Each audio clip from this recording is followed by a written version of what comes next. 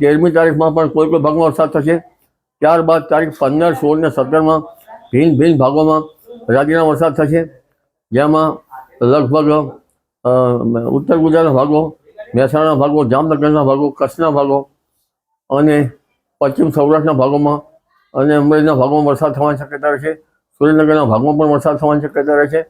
પણ ઉલ્લેખનીય છે કે તારીખ 17થી ગરમી વધશે અને મહત્તમ તાપમાન કોઈ ભાગમાં 39 ડિગ્રી કે 40 ડિગ્રી સેલ્સિયસ જેવું થવાની શક્યતા રહેશે, જેમાં મધ્ય ગુજરાતના ભાગોમાં મહત્તમ તાપમાન લગભગ 39-40 ડિગ્રી સેલ્સિયસ જેવું રહેવાની શક્યતા રહેશે.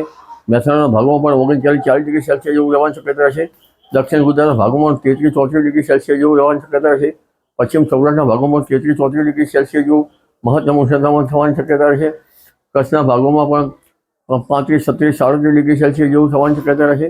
પંચમહાલના ભાગોમાં પણ 36-37 ડિગ્રી સેલ્સિયસ જેવું મહત્તમ તાપમાન વધી શકે છે. એટલે હવે ભેજ અને ઉકળાટ સાથે તારીખ 15 બાદ ગરમી વધતી જશે. તારીખ 17મીથી ઉકળાટ અને ગરમીનો દોર વધુ રહેશે. પણ ઉલ્લેખનીય છે કે તારીખ 15, 16, 17, 18માં હજુ ભિન્ન ભિન્ન ભાગોમાં વરસાદ થવાની શક્યતા રહે છે. અને ત્યારબાદ રોહિણી નક્ષત્રનો પણ વરસાદ થવાની શક્યતા રહેશે. તારીખ 28 મેથી 4 જૂન વચ્ચે રોહિણી નક્ષત્રનો વરસાદ કોઈ ભાગમાં થવાની શક્યતા રહેશે.